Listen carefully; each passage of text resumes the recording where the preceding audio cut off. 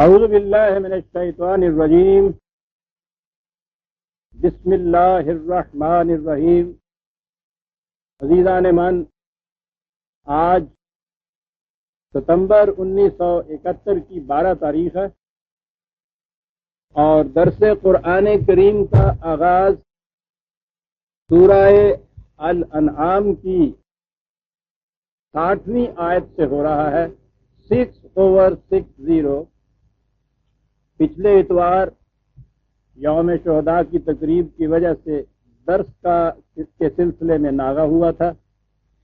تجدید یادداشت کے لیے عرض کر دوں کہ اس آیت یعنی یہ آیت نمبر 60 کو اس درس میں ہم نے چھوا تھا، میں نے عرض کیا تھا کہ یہ ذرا تفصیلی تشریح چاہتی ہے کیونکہ اس میں بڑا اہم نقطہ ایک آ گیا ہے، اور اسی لیے آج اسی سے پھر میں آغاز داستاں کر رہا ہوں۔ دین کی بنیاد، یہ سارا سلسلہ رشد و ہدایت، وہی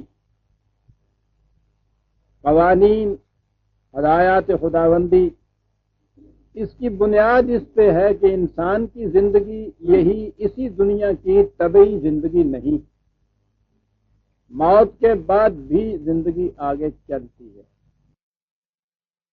اسی پہ سارا مدار ہے۔ اگر یہ چیز بیچ میں نہ ہو تو اس کے بعد نہ خدا کو ماننا کچھ کام دیتا ہے، نہ وحی کی ضرورت رہتی ہے، نہ کسی پابندی کی۔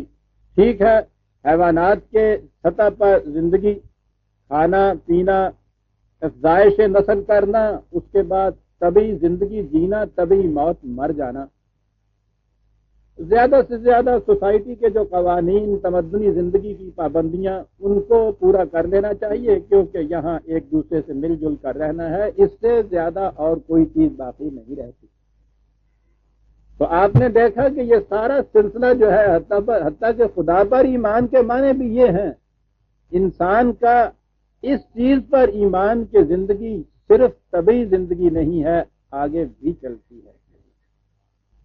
یہی چیز تھی جس کے متعلق اقبال نے بڑے ہی گہرے انداز میں یہ کہا تھا کہ شاخ نہال سدرائی خارو خسے چمن مشاؤ، منکر او اگر شوی منکر خیش نن مٹاؤ۔ تو بڑے بلند مقام کا حامل ہے، اپنے آپ کو کیوں پستیوں کے اندر گرا دیتا ہے؟ اگر ایسی صورت ہے کہ خدا کو ابھی تو نہیں مانتا، نہیں پہچانتا، نہیں جانتا، تو کم از کم اپنا انکار نہ کر، اپنی ذات کا اقرار کر، اس پہ ایمان رکھ۔ اس پہ ایمان رکھے گا تو خدا پہ بھی ایمان آ جائے گا اور سارا سلسلہ آگے چل پڑے گا۔ اور اگر یہ چیز نہ ہوئی، تم نے اپنے آپ پہ ایمان نہ رکھا، اپنی ذات پہ ایمان نہ رکھا، تو پھر خدا پر ایمان، وحی اور رسل و رسائل کا یہ سلسلہ، یہ سارے بے معنی ہو جاتے ہیں۔ بڑی بنیادی چیز ہے جو کہی گئی۔ آگے چلنے والی بات جو تھی، اس کے متعلق پھر عجیب عجیب تصورات چلے آ رہے تھے بہت قدیم زمانے سے، جب سے انسان کے شعور نے آنکھ کھولی۔ انسان کی روح ہے جسے سول کہا جاتا ہے، کرسچینٹی نے اس کو اسپرٹ کہہ کے پکارا۔ کیا ہے وہ؟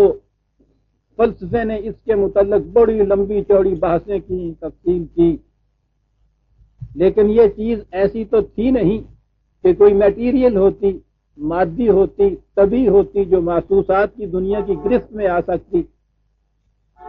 بات تو اس سے ماورا تھی، لیکن قرآن کریم نے اس کو، اتنے مشکل مسئلے کو، اور آج سے 1400 سال پہلے کی دنیا کی جو سطح تھا، علم انسانی کی جو سطح تھی، اس کو سامنے رکھیے اور پھر دیکھیے کس خوبصورتی سے وہ بات کو سمجھا گیا ہے کہ وہ شے کیا ہے، اس کو تو چھوڑو، وہ تو سمجھ میں آ نہیں سکتی۔ اس کا فنکشن کیا ہے، وہ چیز کرتی کیا ہے، یہ تم سمجھ سکتے ہو، اور اسی کے سمجھ لینے سے وہ کہتا ہے کہ بات سمجھ میں آ جائے گی۔ یہاں سے آیت شروع ہوتی ہے وَهُوَ الَّذِي يَتَوَفَّاكُم بِاللَّيْلِ وَيَعْلَمُ مَا جَرَحْتُم بِالنَّهَارِ ثُمَّ يَبْعَثُكُم فِيهِ لِيُقْضَىٰ أَجَلٌ مُّسَمًّى۔ عام ترجمے کے اعتبار سے کہ خدا وہ ہے کہ جو رات کو تمہیں لفظ ہے یتوفاکم وفات دیتا ہے، جس کا عام ترجمہ ہو جاتا ہے، اور دن میں پھر تمہارے راستے میں جو یہ رکاوٹ ہوتی ہے اس کو اٹھا دیتا ہے، تم پھر چلتے پھرتے ہو، کام کاج کرتے ہو۔ یعنی عمل کی زندگی یہ دن کی زندگی ہے جب تم سوئے ہوئے نہیں ہوتے، اور پھر اس کے بعد یہی وہ تمہاری عمل کی زندگی ہے کہ جس کی ذمہ داری تم پہ عائد ہوتی ہے، یہی ذمہ داری ہے کہ جسے مکافات عمل کہا جاتا ہے۔ اس دنیا کی زندگی میں وہ نتائج تمہارے سامنے آ جائے تو، اور اگر نہ آئے تو اس کے بعد زندگی کا سلسلہ آگے چلتا ہے، وہ نتائج پھر سامنے آ جائیں گے۔ یہ ہے ساری لم ملخص مغز اس ساری تعلیم۔ اب یہ دیکھیے کہ یہاں اس نے رات کا سونا اور دن کا جاگنا، ان دونوں میں ایک تمیز کی۔ اعمال کا دائرہ اس نے دن کو قرار دیا ہے، یہ معنی نہیں کہ یہاں کچھ وقت کا اعتبار ہے کہ فلاں وقت سے فلاں وقت تک عمل کا دائرہ نہیں، اور فلاں وقت سے فلاں وقت تک یہ تمہارا یہ دائرہ عمل و کردار شروع ہوتا ہے، بلکہ سمجھانے کے لیے کہ نیند کے عالم میں ایک کیفیت تمہاری ہوتی ہے، جاگنے کے عالم میں ایک دوسری کیفیت تمہاری ہوتی ہے۔ کیا فرق ہوتا ہے ان دونوں کے اندر؟ نیند میں انسان کے جسم کی مشینری ساری کی ساری چل رہی ہوتی ہے، اسی طرح جیسے دن میں جاگنے کے عالم میں، بیداری کے عالم میں یہ چل رہی ہوتی ہے۔ ہر شے اس کی اسی طرح سے فنکشن کر رہی ہوتی ہے، طبعی زندگی جتنی بھی ہے۔ ایک چیز نہیں ہوتی، اور وہ ہے کہ جسے اس کا شعور یا کانشسنس اس کی کہتے ہیں۔ قوت تمیز نہیں ہوتی، کانشسنس نہیں ہوتی، بیداری شعور نہیں اس کا ہوتا، بس اتنا ہی فرق ہے نا۔ اور یہ جو فرق ہے یہ بڑا بنیادی فرق ہے۔ سویا ہوا انسان نہ مومن ہوتا ہے نہ کافر ہوتا ہے، جیسے مردہ نہ مومن ہوتا ہے نہ کافر ہوتا ہے۔ یہ جب وہ شعور کی حالت میں آتا ہے، کانشسنس کی حالت میں آتا ہے، تمیز کی حالت میں آتا ہے، وہاں فرق پڑتا ہے۔ تو سوتے میں انسان کی ایک چیز ہے جو کم ہوتی ہے اس میں سے، اور وہ ہے اس کا شعور، کانشسنس۔ میں اس بحث میں نہیں پڑھتا کہ یہ میٹیریلسٹ جو ہیں، محض طبعی زندگی ماننے والے، وہ کہتے ہیں کہ یہ دماغ کا فعل ہے انسان کے، یہ طبعی برین ہے جس کا یہ فنکشن ہے، یہ اس وقت ریسٹ کر رہا ہوتا ہے یا اس کا سوئچ آف ہوتا ہے، اس لیے اس میں شعور نہیں ہوتا۔ اب اور آگے بڑھی ہے، خود انسانی علم کی سطح ذرا اونچی ہوئی ہے۔ یہ جو نیا دور ہمارا سائیکالوجی کا شروع ہوا ہے، وہ اس نتیجے پہ پہنچے ہیں کہ یہ شعور یا کانشسنس جو ہے یہ اس طبی برین کا فنکشن نہیں ہے، یہ ایک اور چیز ہے جسے انہوں نے سائیکے کہا۔ پہلے یہ مائنڈ کا ایک لفظ چلا آ رہا تھا، وہ اس سے انہوں نے الگ ایک اصطلاح اپنے لیے تجویز کی ہے، وہ کہتے ہیں ایک اور شے ہے سائیکے جسے کہا جاتا ہے، اس کا ہی ترجمہ ہمارے ہاں نفس کیا گیا ہے، اسی لیے سائیکالوجی کو علم النفس یا نفسیات کہا گیا۔ وہ کہتے ہیں یہ وہ شے ہے کہ جو انسان کے اندر تمیز پیدا کرتی ہے، شعور پیدا کرتی ہے، کانشسنس پیدا کرتی ہے، بلکہ وہ اس سے آگے گئے ہیں، وہ کہتے ہیں صرف کانشسنس نہیں، سیلف کانشسنس پیدا کرتی ہے، شعور خیش پیدا کرتی ہے، انسان کو اس کے میں کے متعلق پتہ دیتی ہے۔ یہ جو انسان میں کہتا ہے اپنے آپ کو، یہ وہ ہے جسے سائیکے کہتے ہیں، اور اس علم کا نام سائیکالوجی ہے۔ وہ کہتے ہیں کہ انسان کا دماغ جو ہے یہ ایسے ہی ہے جیسے سنیما کا سکرین ہوتا ہے، پردہ ہوتا ہے، اس پر آ کے جو عکس پڑتا ہے وہ ہمیں نظر آتا ہے، وہ عکس اس سکرین کا پیدا کردہ نہیں ہوتا، اگرچہ اگر سکرین نہ ہو تو وہ عکس ہمارے سامنے آ ہی نہیں سکتا، لیکن وہ عکس سکرین کا پیدا کردہ نہیں ہوتا۔ وہ کہتے یہ ہے کہ یہ شعور اور تمیز جو ہے یہ سائیکے کا فعل ہے، اور انسانی دماغ صرف اس کا ایک ذریعہ ہے جس سے وہ چیز باہر آتی ہے۔ جیسے آئینے میں انسان اپنی شکل دیکھتا ہے، اگر آئینہ ٹوٹ جائے یا نہ ہو تو اس کے یہ معنی نہیں کہ انسان نہیں ہے اس وقت. وہ ایک میڈیم، وہ ایک ذریعہ جس سے وہ اپنی شکل دیکھ رہا تھا، وہ ذریعہ نہیں باقی رہا. یا جیسے میں مثال دیا کرتا ہوں، یہ ریڈیو کا سیٹ آپ کے پاس ہے، اس میں سے آپ کو آوازیں آتی ہیں، گانا بھی سنائی دیتا ہے، سب کچھ نظر آتا ہے. اب تو آپ ٹیلی ویژن کو لے لیجئے کہ اس میں شکلیں بھی آپ کو نظر آتی ہیں. آپ کا سیٹ اگر خراب ہو جائے تو آپ یہ نہیں کہہ سکتے کہ آج ٹیلی ویژن کا اسٹیشن بند ہو گیا ہے. وہ اسی طرح سے فنکشن کر رہا ہوتا ہے. وہ جو آپ کا ذریعہ ہے جس سے اس چیز نے آپ کے سامنے آنا تھا یا آپ کے کانوں تک پہنچنا تھا، آپ کا ذریعہ خراب ہو گیا ہے سارا. اس ذریعے کو ٹھیک کر لیجئے، پھر وہ آوازیں آنے لگ جائیں گی، پھر وہ شکلیں دکھائی دینے لگ جائیں گی. انسان کا دماغ ریڈیو کا سیٹ ہے، ٹیلی ویژن کا سیٹ ہے. یہ جو ٹیلی ویژن کا اسٹیشن ہے یا براڈ کاسٹنگ اسٹیشن ہے، وہ سائیکے ہے انسان کا. اندر ایک اور چیز ہے، وہی قوت ارادہ ہے اس کی، وہی قوت تمیز ہے، اسی کا یہ سارا فنکشن ہے. وہ یہ سب کچھ کرتی ہے. دماغ وہ ذریعہ ہے جس سے وہ شے پھر باہر کی دنیا میں، محسوسات کی دنیا میں آتی ہے. یہ جو شے ہے جسے نفس کہا گیا ہے، سائیکے کہا گیا ہے، شعور کہا گیا ہے، آپ دیکھیے کہ نیند کے حالت میں بس صرف آپ کا یہ جو سیٹ ہے ٹیلی ویژن کا، یہ آف ہو جاتا ہے. اسے آپ یوں آف کر دیتے ہیں، ٹیلی ویژن اسٹیشن اسی طرح سے کاروبار اپنا کر رہا ہوتا ہے. صبح کے وقت آپ اس سیٹ کو پھر آن کر دیتے ہیں، وہ بیداری آپ کے یہاں کی، وہ شعور آپ کے یہاں کا لوٹ آتا ہے. وہ قوت شعور اندر وہ شے جو یہ چیز پیدا کر رہی ہے، وہ نہیں اس وقت مر چکی ہوتی، وہ نہیں کہیں چلی گئی ہوتی. عزیزان من غور کیجئے، 1400 سال پہلے یہ بات سمجھانی تھی. ویسے انسانیت کی تاریخ میں ہی اس دور کو دور تاریکی کہتے ہیں. اس کے بعد عرب جیسا ملک ہے کہ جو اس زمانے کی علمی سطح میں بھی باقی دنیا کے مقابلے میں بہت پیچھے، باہر کی دنیا کی ہوا ہی نہیں لگی تھی. اور پھر اس عرب میں کے اندر بھی ایک شخص وہ ہے کہ جو اس دعوی نبوت سے پہلے ان پڑھ ہے. یاد رکھیے، یہ دعوی نبوت سے پہلے کی بات ہے. قرآن یہ بتاتا ہے کہ اس کے بعد یہ بات نہیں کہ حضور ساری عمر ان پڑھ رہے تھے. اس وقت تک جب تک وہ یہ باتیں نہیں کر رہا ہے وہ ان پڑھ ہے. 1400 سال پہلے کا عام علمی سطح کا دور، پھر اس میں عرب جیسا ملک بالکل تاریخ، اس میں ایک شخص بالکل ان پڑھ. بات اس نے اتنی اہم سمجھانی ہے. کہیے کہ انسانی دماغ یہ بات پیدا کر سکتا. کنٹمپریری علم، اس زمانے کا جو ہم اثر علم ہے انسان کا، وہ دنیا کے مختلف ممالک میں موجود ہے. اسے اٹھا کے دیکھیے، آپ کو کہیں بھی یہ بات اس انداز سے نظر آئے گی جو یہ بات کہہ دیا ہے. کیا یہ انسان کا ذہن کہہ سکتا تھا ایسے وقت؟ ممکن ہی نہیں، سوچ ہی نہیں تھا انسان اس بات میں. سنیے کیا کہتا ہے، اللہ ہو یتوفی الانفس حین موتها واللتی لم تمت فی منامها. وہ کہتا ہے کہ موت اور نیند میں ایک ہی چیز ہوتی ہے. حقیقت میں موت اور نیند ایک ہی چیز ہے. ایک شے ہے جس کو خدا نیند کی حالت میں بھی روک لیتا ہے، موت کی حالت میں بھی وہ روک لیتا ہے. موت کی حالت کو تو چھوڑ دیجئے، نیند کی حالت میں کس چیز کو روک لیتا ہے وہ تو ہمارے سامنے. طبعی زندگی انسان کی اسی طرح سے چل رہی ہوتی ہے. روک کیا لیتا ہے؟ کانشسنس یا شعور یا قوت تمیز، یہ نہیں فنکشن کر رہی ہوتی. اب یہ وہ کہتا ہے کہ یہ دونوں چیزیں جو ہیں، موت اور نیند، اس میں یہ سمجھ لیجئے کہ کامن فیکٹر، قدر مشترک یہ ہے کہ شعور انسان کا روکتا ہوا ہوتا ہے. فَيُمْسِكُ الَّتِي قَضَىٰ عَلَيْهَا الْمَوْتَ وَيُرْسِلُ الْأُخْرَىٰ إِلَىٰ أَجَلٍ مُّسَمًّى.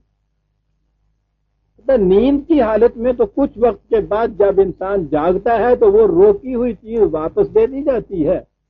موت کی صورت میں تمہارے ہاں وہ واپس نہیں آتا جاگ کر، اس لیے یہاں اس کو وہ چیز نہیں دی جاتی. سوچئے عزیزان من، میں کہتا ہوں آج ابھی فرائڈ اور ڈنک کو بھی یہ بات نصیب نہیں ہوئی تھی کہ یوں بات کو وہ سمجھا جاتے. اور اس کے بعد 1400 سال پیشتر عرب کے تاریخ دور کا ایک ان پڑھ شخص کہتا ہے، اِنَّ فِي ذَلِكَ لَآیَاتٍ لِقَوْمٍ یَتَفَکَّرُونَ. یہ جو بات میں کہہ گیا ہوں یہ ان لوگوں کی سمجھ میں آئے گی جو غور و فکر سے کام لیں. غور و فکر کو اپیل کر رہا ہے وہ. یہ بات وہ کہہ چلا ہوں میں کہ جوں جوں ان میں انسانی بلند ہوتا جائے گا، جتنی گہرائیوں میں اس کی فکر پہنچتی چلی جائے گی، وہ اس حقیقت تک پہنچتا چلا جائے گا کہ میں نے کیا بات کہہ دی ہے۔ ایک شے ہے جو روکی ہوئی ہے، اور وہ شے ہے، میں نے عرض کیا کہ نیند کے عالم میں کیا روکی ہوئی ہے، یہ بڑی آسانی سے سمجھ میں آ جاتی ہے۔ کوئی اسی سے وہ بات سمجھاتا ہے ادھر کی کہ اتنا ہی فرق ہے۔ نیند کے عالم میں وہ تمہارے ہاں بیدار ہو جاتا ہے، وہ روکی ہوئی شے یوں سامنے آتی ہے۔ موت کے عالم میں تمہاری طرف وہ لوٹ کے نہیں ہوتا، بیدار نہیں ہوتا، وہ ہم نے چیز معدوم نہیں ہو جاتی، موت میں وہ چیز مٹ نہیں جاتی۔ جیسے نیند کے عالم میں ہم روک لیتے ہیں اسے، موت کے عالم میں بھی اس کو ہم نے روک کے رکھا ہوتا ہے، بالکل محفوظ رکھا ہوتا ہے۔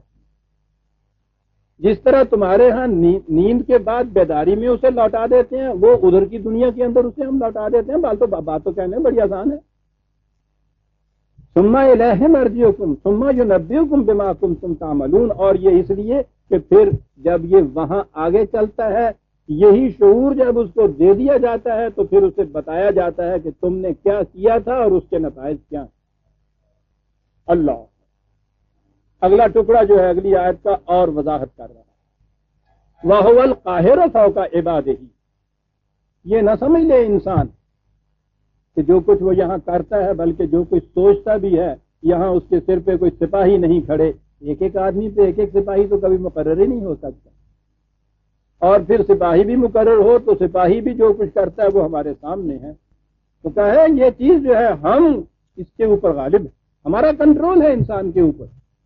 اس لیے یہ نہیں ہے کہ یہ جو کچھ کرتا ہے شتر بے مہار ہے، کوئی اس کو پوچھنے والا ہی نہیں، ہمارا کنٹرول ہے اس کے اوپر۔ سوال یہ پیدا ہو جاتا ہے کہ صاحب اس زندگی میں تو دیکھ رہے ہیں کہ سب کچھ انسان ایسے دھاندلیوں سے کرتے چلے جاتے ہیں، کوئی پوچھتا بھی نہیں، مرنے کے بعد معاملہ ختم ہو گیا، کنٹرول کہاں ہے؟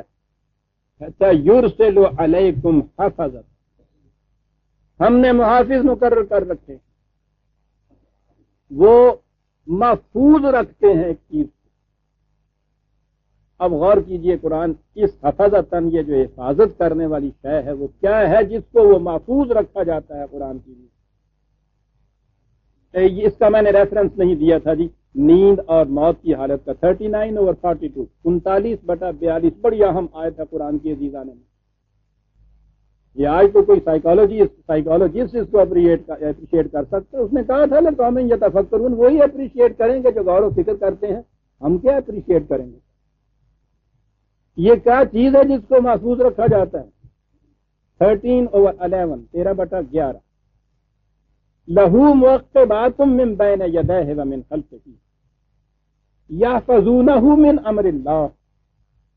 معقبات کیا لفظ، اس کے پیچھے پیچھے چلنے والے۔ چل ہاں بچوں کتنے جانا؟ دیکھا فوق عبادی کا جو کنٹرول ہے، کیا انداز ہے سمجھانے کا کہ چل تو کہاں جاتا ہے، دائیں بائیں آگے پیچھے۔ کام ان کا کیا ہے؟ یحفظونہ من امر، یہ امر سے تعلق، عالم امر سے اس کا تعلق آ گیا۔ طبی طور پہ نہیں ہے کہ ایک اس طرح سے ہم نے کوئی سپاہی سچ مچ دیکھ بھالتے ہوئے انسان ہیں جو اس کے آگے پیچھے لگا چھوڑے ہیں۔ یہ ہمارے عالم امر کی چیز ہے جس کے ہم نے انتظام یہ کر رکھا ہے کہ اس کے پیچھے لگے ہوئے ہیں، سب کہیں جائے اس کے پیچھے لگے ہوئے ہیں، دائیں بائیں آگے پیچھے اس کے وہ ہیں۔ کیا کرتے ہیں وہ؟ یا فضونہ محفوظ کر لیتے ہیں اس چیز کو۔ پہلے تو یہیں دیکھیے عزیزہ نے من، آیت کے اگلے ٹکڑے نے بتا دیا کہ کیا چیز ہے جس کو وہ محفوظ کرتے ہیں۔ انسان کے بدن کو تو محفوظ کوئی کرتا ہی نہیں، یہ تو بہرحال وہ کہتا ہے کہ ہر نفس کو، ہر فرد کو، ہر شخص کو موت آنی ہے اور آتی ہے۔ وہ آگے پیچھے والے اس کے جسم کو تو محفوظ نہیں رکھتے۔ وہ کیا شے ہے جس کو یہ محفوظ کرتے ہیں؟ وہ کہتا ہے یا فضونہ، اصل میں کہتا ہے وہ شے، وہ انسان اسی کو کہا جائے گا۔ یہ جسے تم جسم کہتے ہو یہ شے کچھ نہیں ہے، اور بات تو ہے بھی یہ جسم کے متعلق تو اب تحقیق یہ ہے، پہلے یہ کہا جاتا تھا کہ 7 سال کے بعد، اب کہا جاتا ہے قریباً 3 سال کے بعد انسان کے طبی جسم کا ایک ذرہ بھی وہ نہیں رہتا جو 3 سال پہلے تھا۔ ہر آن کروڑوں کی تعداد میں اس کے سیلز مرتے جاتے ہیں، تلف ہوتے جاتے ہیں، نئے سیلز پیدا ہوتے چلے جاتے ہیں، اور یہ طبی جسم اس کا سارا سیلز کا ہی بنا ہوا ہے، جس سیلز کی کیفیت یہ ہو کہ ہر آن میں وہ کروڑوں کی تعداد میں بدلتے چلے جائیں، 3 سال کے بعد اس میں سے کوئی پرانا ایک سیل بھی باقی نہیں رہتا، یہ پورے کا پورا جسم اور بنا ہوا ہو، لیکن اس 3 سال کے بعد بھی آپ کی میں تو وہی ہوتی. آپ یہ نہیں کہہ سکتے کہ میں صاحب آپ سے کہے کوئی کہ 3 سال پہلے آپ نے یہ مجھ سے وعدہ کیا تھا، دستاویز لکھی تھی، آپ کہیں کہ صاحب اس 3 سال سے پہلے والے انسان کا تو ایک ذرہ بھی باقی نہیں رہا، آپ مجھے کیا کہہ رہے ہیں؟ تو کیا چیز ہے جو باقی ہوتی ہے؟ 3 سال نہیں، 30 سال، ساری عمر. بچپن کی تصویر کو بھی جب آپ دیکھ کے کہتے ہیں میری تصویر 90 سال کی عمر میں، یہ کیا چیز تھی جو میری تھی اس کے اندر؟ میں نے آپ سے یہ کہا تھا 10 سال پہلے، آپ کہتے ہیں 50 سال پہلے کا بھی کوئی جرم کیا ہوا ہوتا ہے تو عدالت جب ثبوت مل جاتا ہے تو آپ کو کہتی ہے کہ تم نے یہ کیا، تم مجرم ہو، حالانکہ وہ جسم تو اس دوران میں 10-12 مرتبہ بدل چکا ہوا ہوتا ہے. وہ جس طرح سے آپ کا کوٹ مجرم نہیں ہوتا خواہ آپ نے کتنے اس دوران میں بدلیے ہوئے ہوں، اسی طرح سے یہ جسم بھی آپ کے لباس کی طرح ہے، چینج ہوتا رہتا ہے، لیکن آپ کا وہ جو میں جسے آپ کہتے ہیں وہ تو نہیں بدلتا. آج بھی اکثر شب تنہائی میں بیتے ہوئے دن ایسے گزری ہوئی خاموشیاں بنتی ہیں شمع زندگی اور ڈالتی ہیں روشنی میرے دل سب چاک کا. یہ کیا چیز ہوتی؟ اکثر شب تنہائی میں ساری عمر کے اپنے حوالوں قواعد یاد ہی نہیں آتے. جس چیز سے 20 سال پہلے آپ کو خوشی ہوئی تھی اس کی یاد سے آج بھی اسی طرح آپ کو خوشی ہوتی. جس سے آپ کو رنج پہنچتا تھا آج بھی اس سے آپ کو رنج پہنچتا ہے. اس کی یاد سے جسم کو نہ رنج پہنچتا ہے، نہ تکلیف پہنچتی، نہ خوشی ہوتی ہے، وہ تو بدل چکا ہوتا ہے. یہ کیا شے ہے کہ جسے آج بھی وہی تاثر وہ لے رہی ہے، وہی کیفیت اس کی ہو رہی ہے جو آج سے 50 سال پہلے ہوئی تھی. کسی نے اس زمانے میں آپ کو اگر گالی دی تھی اور آپ کی عزت نفس پہ احساس اس کا ہوا تھا، 50 برس کے بعد بھی وہ آپ کے سامنے آتا ہے، بالکل وہی کیفیت ہو جاتی ہے. کون سی چیز ہے جو یہ کیفیت پیدا کر رہی ہے آپ کے اندر؟ یہ وہی شے ہے کہ جو جسم کے بدلنے سے بدلتی نہیں. یہ ہے چیز جس کو محفوظ رکھا جا رہا ہے، جسم کو محفوظ نہیں رکھا جا رہا، اسے محفوظ رکھا جا رہا ہے. عزیزان ایمان پھر اور آیت سنیے قرآن کریم، پھر اس کو بھی آج کا سائیکالوجسٹ جو ہے وہی بتائے گا. آپ کے ہاں آج کی سائیکالوجی جو ہے وہ یہ کہہ رہی ہے کہ قوموں کی موت و حیات جو ہے یہ ان کے جتنی تمدنی، سیاسی، پولیٹیکل یہ زندگیاں ہیں اس پہ دار و مدار نہیں ہے. دار و مدار ان کا یہ ہے کہ اس قوم کی نئی نسل کی نفسیات کیا آپ پیدا کرتے ہیں. کہتے ہیں قوموں کی تبدیلی اس کی نفسیات کی تبدیلی سے ہوتی ہے. کس قسم کا اس کے مائنڈ کا ایٹیٹیوڈ ہوتا ہے، کس قسم کی تربیت آپ کرتے ہیں، اس کی ذات کی نشو و نما کیسے آپ کرتے ہیں، اس کا وہ جو مینٹل میک اپ ہے وہ کیا آپ کرتے ہیں. وہ کہتے ہیں اس پہ دار و مدار ہوتا ہے قوموں کی زندگی کا. سنیے قرآن جو کہتا ہے کہ ہم اس ہر آن بدلنے والے جسم کے اندر کسی شے کو محفوظ رکھتے ہیں. اور یاد رکھیے کہ ان اللہ لا یغیر ما بقوم حتی یغیروا ما بانفسہم، اور یاد رکھو کہ کسی قوم کی حالت میں تبدیلی نہیں آتی تا وقت تک اس قوم کی نفسیات میں پہلے تبدیلی نہ آ جائے. یہ نفسیات کی تبدیلی ہے نا جو آج جرم کو جرم ہی نہیں سمجھا جاتا، برائی کو برائی نہیں سمجھا جاتا، احساس ہی اس کا نہیں ہوتا کوئی چیز برائی کی ہوئی. نفسیات کی تبدیلی آ گئی آپ کے ہاں. اور یہ پولیس کی اسٹرینتھ زیادہ کرنے سے اور فوج زیادہ بڑھا دینے سے یہ اندر کی چیزیں تو نہیں بدل سکتی. غور فرما رہے ہیں کہ یہ کس زمانے کی یہ کتاب ہے، کون شخص یہ باتیں کر رہا. اس زمانے میں ابھی یہ سائیکی کا تصور بھی کسی کے ذہن میں نہیں آیا. یہ ہے کہ اور یہ ہے وہ چیز جسے ہم محفوظ رکھتے ہیں. ایک آتا محفوظ رکھتے ہیں جسے. اعتراض کیا پیدا ہوتا ہے؟ آیت ہے عزیزان من 50/34. عجیب آیتیں آج سامنے آ رہی ہیں.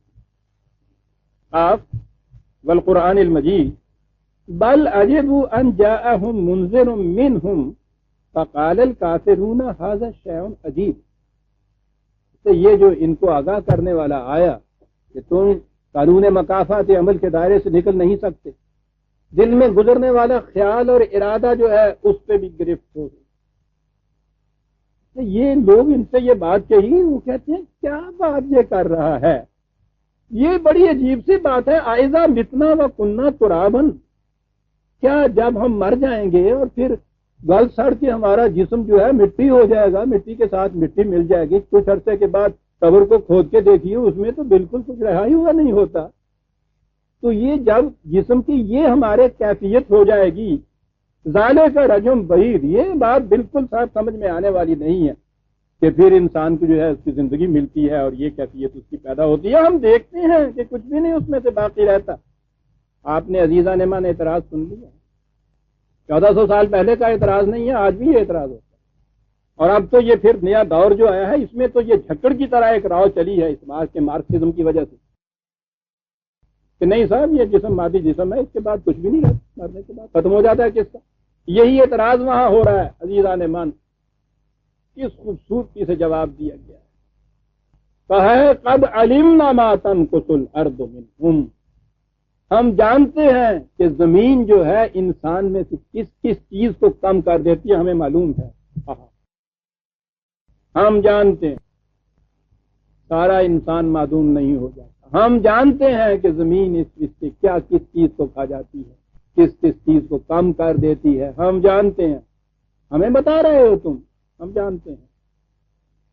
یہ جس چیز کو تم نے دیکھا ہے کہ وہ ختم ہو گئی، وہ اس چیز کے متعلق ہم بات ہی نہیں کر رہے کہ آگے چلے گی. ہم جانتے ہیں. کیا انداز ہے، قد علمنا ما تنقص الارض منہم، ہم جانتے ہیں کہ کس چیز کو زمین کھا گئی. وعندنا کتاب حفیظ، اور ہمارے پاس اس کے باوجود وہ ایک کتاب رکھی ہے کہ جس کے اندر سب کچھ یہ اس کا محفوظ بھی رہا. زمین کیا کھا گئی اس کا بھی ہمیں علم ہے، کیا چیز اس میں سے باقی رہی وہ ہم جانتے ہیں، ہمارے پاس ہے. وہی حفیظ یہاں کہا گیا، حفظتاً جہاں یہ کہا گیا. ہم جانتے ہیں کہ محفوظ کیا رہا اس میں سے. ہم جانتے ہیں کہ زمین کھا کس چیز کو گئی. کیا انداز حسین ہے بات کہنے کا. ہمیں بتا رہے ہو تم کہ صاحب یہ تو بڑی تعجب انگیز کی بات ہے، تو مردہ ہے، ہم اپنی آنکھوں سے دیکھ رہے ہیں کہ وہ ختم ہو گیا، وہ گل سڑ گیا. اس میں سے کیا انداز ہے یہ بات کہنے کا کہ ہمیں بتا رہے ہو. ہم جانتے ہیں کہ زمین کیا کیا چیز کھا گئی، کیا کیا چیز. اور ہمارے پاس ایک شے ہے جس میں وہ کچھ محفوظ رہتا ہے جسے زمین نہیں کھا سکتی. یہ ہے عزیزان من حیات آخرت کی صفات. یہ ہے جسے محفوظ رکھا گیا.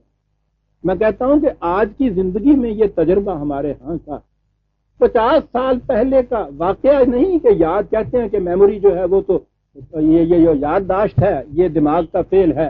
میں چھوڑتا ہوں اس بات کو، اگرچہ برگسان نے تو یہ چیز ثابت کی ہے اپنے ہاں کہ حافظہ جو ہے، یادداشت جو ہے، میموری جو ہے، یہ انسان کے مادی جسم کا فعل نہیں ہے. وہ اس کو کہتا ہے کہ انسان کا جو سیلف ہے یہ اس کا فعل ہے. لیکن میموری کو تو آپ چھوڑیے. میں کہتا ہوں جو تاثر اور فیلنگ پیدا ہوتی ہے آپ کی، واقعہ تو آپ کے یاد میں آ گیا صحیح، اس سے جو آپ کا تاثر آپ کے اوپر ہوا تھا اس زمانے میں 50 سال پیشتر، جبکہ تو احوال بھی ختم ہوئے، وہ سرگزشتیں ختم ہوئی، میں کہتا ہوں شاید وہ لوگ بھی باقی نہ رہے ہوں. یہ تاثر آپ کے ہاں یہ جو ہے یہ کیا چیز ہے جو محفوظ رہی ہے آپ کے ہاں، جبکہ جسم کا ایک سیل بھی باقی نہیں رہا. یہ ہے وہ شے جو اس چیز کو محفوظ رکھتی ہے، آپ کے ہر عمل کو محفوظ رکھتی ہے. اور یہ ہے جسے قرآن کہتا ہے کہ پھر آگے چلتی. اور اس کانشیسنیس کی کیفیت جو ہے، شعور کی کیفیت جو ہے، قرآن یہ بتاتا ہے کہ وہاں تم ہوگے اور یہ سب ہوں گے سامنے، پہچانو گے ایک دوسرے. جو میں نے ایک دن پہلے بھی کہا تھا عزیزان من، جہنم اس سے بڑا جہنم کیا ہوگا کہ ہم اپنے دوستوں کے سامنے، ملنے والوں کے سامنے اتنے معتبر، اتنے دیانتدار، اتنے شریف، اتنے بڑے پاکیزہ بنے پھرتے ہیں اور پتہ نہیں کہ اندر کی زندگی کیا ہوتی ہے. اور ہم اس کا اہتمام کر لیتے ہیں کہ ان میں سے کسی کو اس کا علم نہ ہونے پائے، اور خیالات جو گزرتے ہیں اس کا تو علم کسی کو ہوتا ہی نہیں. اس قدر معتبر بنے ہوئے، اس قدر ان میں پاکیزہ بنے ہوئے، بلند مرتبہ بنے ہوئے، حضرت صاحب بنے ہوئے، یہ کیفیت ہو اپنوں میں اور یوں چلے جائیں یہاں سے، اور اس کے بعد یہ سارے وہاں موجود ہوں اور جتنی چیزیں ان سے چھپائی ہوئی ہوں وہ ساری کی ساری ان کے سامنے آ جائیں۔ عزیزان ایمان، اس سے بڑا جہنم کوئی نہیں ہے۔ آپ کی کوئی ایک بات یہاں چھپی ہوئی آپ کے عزیز ترین دوستوں کے حلقے میں کہیں باہر آ جائے، اس وقت جو آپ کی کیفیت ہوتی ہے تو وہ قابل برداشت نہیں ہوتی آپ کے لیے، اور اگر ساری زندگی کا جتنا بھی کارنامہ ان سب کے سامنے وہاں آ جائے اور یہ موجود ہو آپ کے سامنے جن میں آپ اتنے معتبر بنے اور پھر کہیں بھاگ نہیں نہ سکتے۔ یہاں انتہا یہ ہوتی ہے انسان کی کہ ایسے وقت میں جب معلوم ہو کہ یہ چیزیں باہر آ رہی ہیں خودکشی کر لیتا ہے آدمی، اس ندامت سے بچنے کے لیے جو اس حلقے کے اندر ہو، اور اگر وہاں خودکشی کا بھی امکان نہ ہو تو پھر سوچیے اب تو گھبرا کے یہ کہتے ہیں کہ مر جائیں گے، مر کے بھی چین نہ پایا تو کدھر جائیں گے؟ یہ ہے وہ سائیکل، یہ ہے وہ شے جسے محفوظ رکھا جا رہا ہے۔ پھر دوہرا دوں نا کیا انداز تھا ان کا، یہ کہتے ہیں بڑی تعجب انگیز بات ہے، انسان مر آ گیا، مٹی کے ساتھ مٹی مل گئی، سب کچھ ہو گیا، اور یہ کہہ رہا ہے کہ صاحب اس کے باوجود یہ سب چیزیں محفوظ ہیں۔ قد علمنا ما ننقص، ہم جانتے ہیں کہ زمین انسان کے جسم میں سے کس چیز کو کھا جاتی ہے، ہم جانتے ہیں۔ وعندنا کتاب حفیظ، ہمارے پاس ایک محفوظ چیز رکھی ہے جس میں یہ ہر شے کہ جو مٹ نہیں سکتی، جسے زمین نہیں کھا سکتی، وہ ہمارے پاس محفوظ ہے۔ اور عجیب بات ہے عزیزان من، مائنڈ اینڈ میٹر کتاب ہے اس کی، میموری اینڈ میٹر گسان کی، اس میں آپ دیکھیے گا ایسا نظر آتا ہے جیسے ان چیزوں کے ترجمے کرتا چلا جاتا ہے۔ یہ چیز اس نے کہی کہ میں ان کو کس طرح سے بتا دوں، میری آنکھیں دیکھتی ہیں، وہ جب تم قبر کھود کے بتاتے ہو کہ وہ اس میں سے کچھ نہیں رہا، میری آنکھیں دیکھ رہی ہوتی ہیں کہ کیا باقی رہ گیا اس میں جانتا ہوں۔ وَهُوَ الْقَاهِرُ فَوْقَ عِبَادِهِ يُرْسِلُ عَلَيْكُمْ حَفَظًا، محفوظ رکھنے والے موجود ہوتے ہیں۔ یہ عالم امر سے متعلق ہوتے ہیں، یہ عالم خلق سے متعلق نہیں ہوتے کہ یہاں کے سپاہی ہوتے ہیں۔ حَتَّى إِذَا جَاءَ أَحَدَكُمُ الْمَوْتُ تَوَفَّتْهُ رُسُلُنَا وَهُمْ لَا يُفَرِّطُونَ، موت آتی ہے، ٹھیک ہے، جسم کے اوپر موت آتی ہے، طبی قوانین کی روح سے ختم ہو جاتا ہے۔ یہ جتنے خدا کے طبی قوانین کار فرما ہیں ان کی کار فرمائی کی جو قوتیں ہیں آپ کہیے، ان کو بھی قرآن ملائکہ کہتا ہے، ان کی روح سے یہ ہوتا ہے۔ لیکن وہ جو محافظ ہیں ان کی کیفیت یہ ہے کہ کوئی شے نہیں کہ انہوں نے کمی کر دی ہو، کسی میں کوئی بات رہ گئی ہو، حفاظت کوئی بات نہیں رہتی۔ اور یہ تو میں نے عرض کیا کہ وہ تو بات سمجھانے کی ہے، عالم امر کے متعلق ہمیں پتہ نہیں کیسے ہے، وہ تو اس نے بتایا ہے کہ یہ کہیں باہر کی بات نہیں ہے، انسان خود اپنے آپ محافظ ہوتا ہے ان تمام چیزوں کا۔ ہر شخص کا اعمال نامہ اس کی گردن میں لٹکا ہوا ہو، عجیب لفظ ہے قرآن۔ فرق صرف یہ ہے کہ اس وقت وہ لپٹا ہوا ہوتا ہے، اس وقت وہ کھول دیا جاتا ہے۔ کیا بات ہے، اور کچھ نہیں ہوتا، اور یہ آپ لکھتا ہے اس میں۔ پھر اسی لیے کہا ہے کہ وہاں ضرورت ہی نہیں پڑے گی کہ کسی دوسرے گواہ کو بلایا جائے۔ وہ ٹھیک ہے نا، اس نے جو اعتراض کیا تھا اعتراض ٹھیک تھا، وہ کہ پکڑے جاتے ہیں فرشتوں کے لکھے پر ناحق۔ آدمی کوئی ہمارا دم تحریر بھی تھا، اپنے تو گواہ لے آ کے بٹھا دیتے، ساڈے خلاف جرم بھی تو ساڈے والوں بھی دس نہ گواہ شوقیہ اس کے انداز کی۔ وہ کہتا وہ ہمارے والے بھی یہ گواہ نہیں ہوں گے، تم خود اپنے خلاف گواہی سمجھانے کا انداز جو چپ رہے گی، زبان خنجر لہو پکارے گا آستی کا، تمہیں پوچھنے کی ضرورت نہیں ہوگی، تمہاری زبان کہے گی، تمہاری آنکھیں کہیں گی، تمہارے ہاتھ پکاریں گے، تمہاری جلد پکارے گی، تمہارے خلاف جائے گی۔ بل الانسان علی نفسہ، خود انسان اپنے خلاف وہاں شہادت۔ کیا چیزیں ہیں اپنے خلاف شہادت، دیکھا یعنی وہ بات ایسی جیسے مکر ہی نہیں سکتے گا۔ یہ ہے عزیزان ایمان جسے آپ حیات آخرت یا مقافات عمل کہتے ہیں۔ یہ ہے بنیاد. اس پہ اگر مان لیا جائے تو پھر خدا، وحی، رسول، کتاب، ہر چیز کی پھر تو ضرورت ہے، اور ایمان فائدہ بھی کچھ دیتا ہے. اور اگر یہ نہیں تو یہ کوئی چیز بھی ہے اس کا فائدہ نہیں ہے. یہ جتنے بھی الحمدللہ کیا کہ ہم کہہ رہے ہیں کہ مسلمان ہیں اور آمنت باللہ و ملائکتہ، یہ کوئی شے نہیں ہے. اگر اس پہ ایمان ہو جائے کسی کا، یہ جو قرآن کہتا ہے کہ ہر عمل ہی نہیں بلکہ دل میں گزرنے والا خیال بھی محفوظ ہے، سامنے لایا جائے گا اور اس کا نتیجہ بھگتنا پڑے گا، اس پہ اگر ایمان ہو جائے تو اس کے بعد پھر آپ دیکھیے کہ جنہیں ہم خدا پرست کہتے ہیں وہ کس قسم کی قوم بنتی ہے دنیا کے اندر. یہ جو ہو رہا ہے ہمارے ہاں، باقیوں کو چھوڑ دیجئے، خود مسلمانوں کے ہاں بھی جو ہو رہا ہے، یہ ساری اس لیے ہے کہ اس پہ ایمان نہیں رہا کہ ہم اپنے اعمال کے لیے جواب دیں ہیں، کہیں اور بھی جواب دیں. یہیں صرف دیکھتے ہیں دور سے کہ سپاہی تو نہیں کھڑا ہے، نہیں کھڑا ہے تو پھر راوی عیش لکھ، کھڑا ہے تو پھر دیکھ لیتے ہیں کہ جیب میں 54 ہے، 52 ہے یا 8 آنے کے پیسے ہیں، کتنی قیمت ہے اس کی، پھر یہ دیکھ لیتے ہیں. معاشرہ تو یہ ہو رہا ہے. کس کا ایمان ہے اس چیز کے اوپر کہ غلط کام کرنا تو ایک طرف، غلط کام کے متعلق ارادہ کرنا، سوچنا جو ہے وہ بھی جرم ہے، اس کی بھی مجھے گرفت ہوگی. کس کا ایمان ہے اس کے اوپر کہ جی وہ صدر اول کے مسلمانوں کو دیکھیے وہاں، یہ بس اتنی سی بات ہے کہ ہم آگے بڑھ جاتے ہیں. کیا فرق ہے ان میں اور ہم میں؟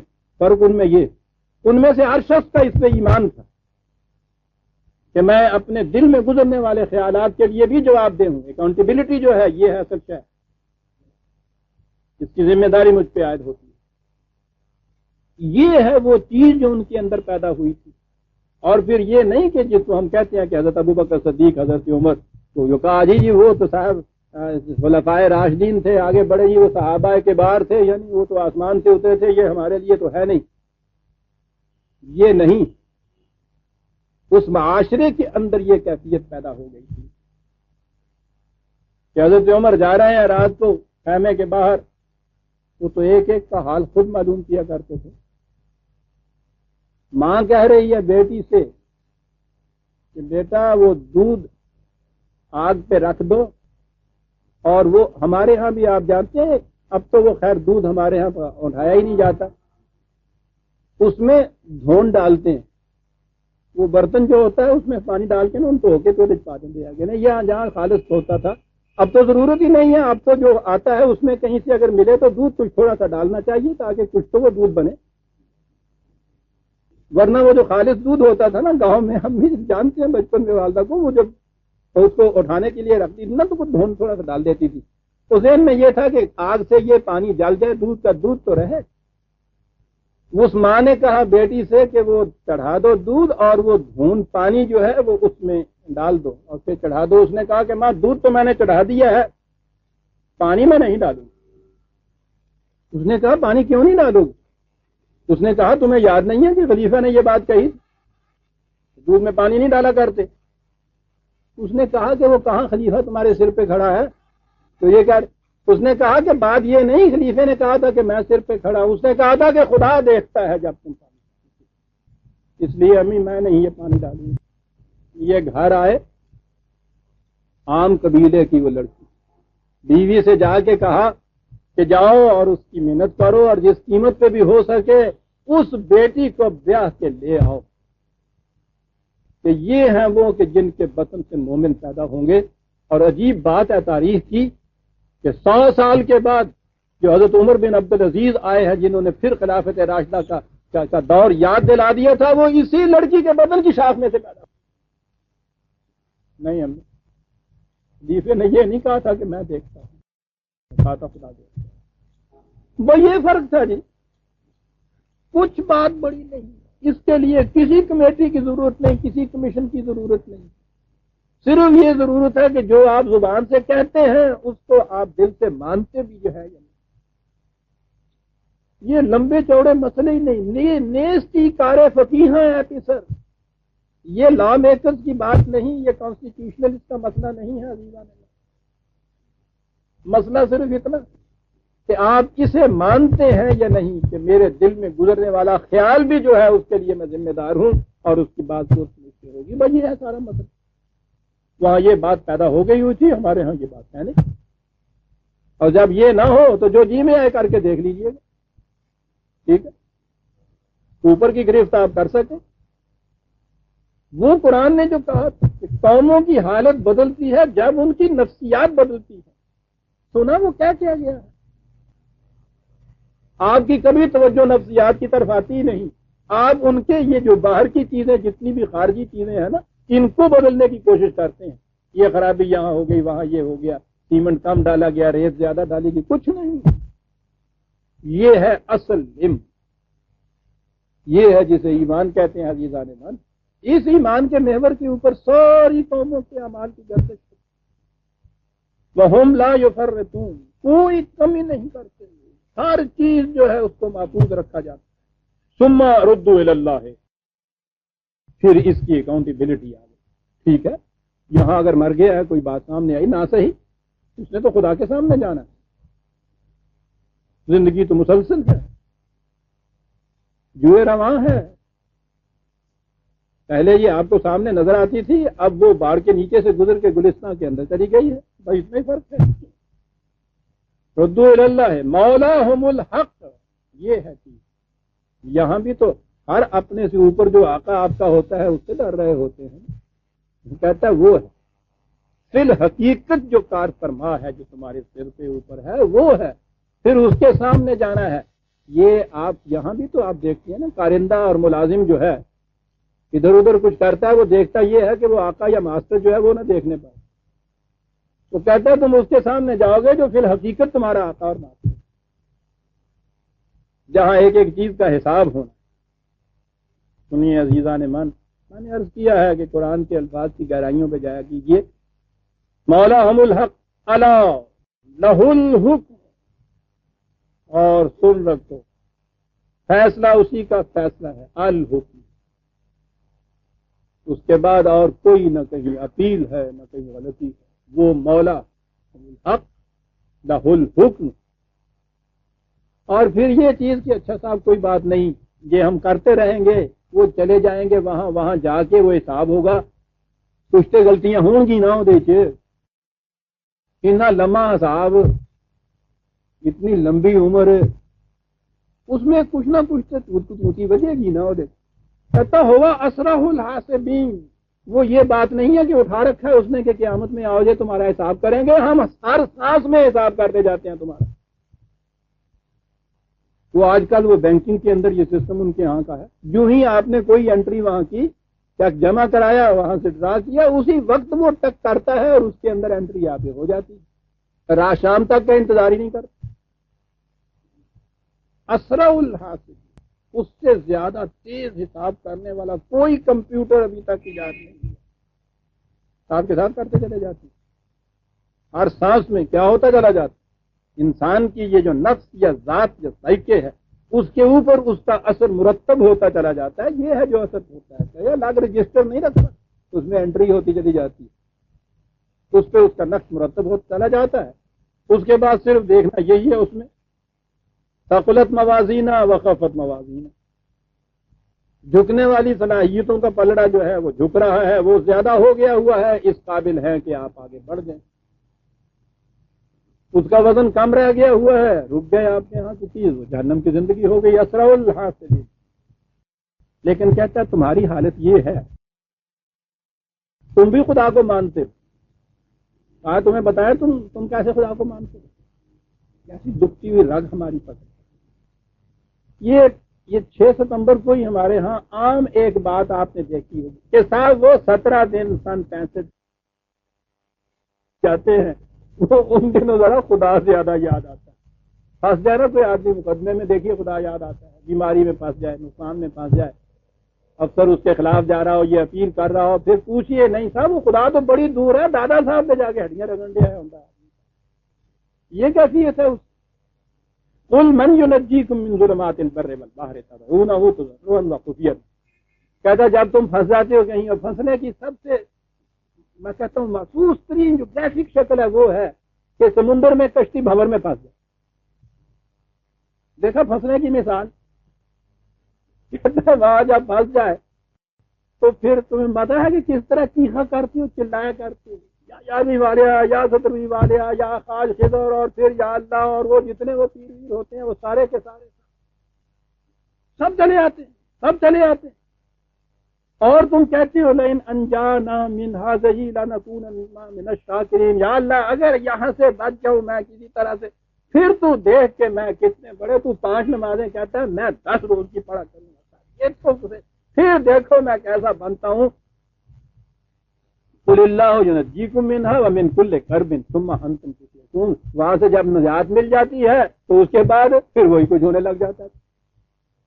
یہ اس وقت کہنے کا اتنا ہی فرق ہے، جو کیفیت تمہاری اس وقت ہوتی ہے جب تم پھنسے ہوئے ہوتے ہو اس بھنور کے اندر، جو اس نے کہا ہے جب تمہاری کشتی پھنسی ہوئی ہوتی ہے اس وقت یہ کچھ تم کرتے ہو، جو میں نے ابھی عرض کیا کہ پھر تو پوچھو ہی نہیں نیازیں کتنی پھر آدمی بات تو سنا ہے نا آپ نے، وہ میراثی کا جو بیل جو تھا وہ گم ہو گیا تھا، تو وہ چلا اور اس نے آپ سے کہا کہ یا 5 تن پاس میرا بول اگر مل جائے تو میں 5 روپیہ کی تو نیاز دے 5 روپے کی نیاز، ابھی نہ ملا تو اس نے کہا کسر رہ گئی 11ویں والے اگر میرا بال مل جائے گا تو میں 11 روپے کی نیاز دوں، 11 روپے کی نیاز، تو آگے چلے تو آج نظام الدین اولیاء وہ 17ویں شریف والے ہوتے ہیں جی، کہ 17ویں والے میرا بیل مل جائے تو میں 17 روپے کی نیاز دوں گا، وہ کرتا چلا گیا، تو ایک نے اس سے کہا کہنے لگے میں نے تمہارا بیل دیکھا ہوا تھا مریم تھا، وہ تو سارا 10-12 روپے کا تو وہ بیل تھا تمہارا، اور جتنی تم نے نیازیں اس وقت تک منتیں مان لی ہیں وہ تو کوئی 150-200 روپے کی ہو گئی، تو یہ کیا کرو گی اس کے ملنے کے بعد؟ کہنے لگا سنگھی ہاتھ پہلے آندے سارے نے ڈوکے دے رہے ہیں، انہیں بھی جل دیتے ہیں وہ، کہا یہی کہ اس وقت تم چیخ رہے ہوتے ہو کہ یا اللہ یہاں سے بچا دے، اور اس کے بعد پھر دیکھ میں کتنا بڑا مومن بنتا ہوں، کہتا وہاں سے بچ جاتے ہیں تو اس کے بعد پھر تمہاری کیفیت وہی ہو جاتی ہے۔ بات یہ کہی، اس دوہے کو عزیزان من یاد رکھیے گا، بات بڑی عجیب وہ کہہ گیا ہے، وہ ہندی میں محمد جو ہمارے ہاں کہنے والا تھا کہ دکھ میں تو ہر کو بھجیں اور سکھ میں بھجے نہ کو، جو سکھ میں ہر کو بھجے تو دکھ کاہے کو ہو، دکھ پھر ہوتا ہی نہیں۔ پریونٹیو کے اوپر اسی لیے زیادہ زور دیا جاتا ہے حفظ ما تقدم کے اوپر، کہ بیماری آئے ہی نہیں، ٹھیک، کبھی غلطی ہو تو پھر تو کوئی چیز کیوریٹو بھی ہونی چاہیے کہ جو علاج اس کا ہو، لیکن اصل یہ ہے صحت کا علاج،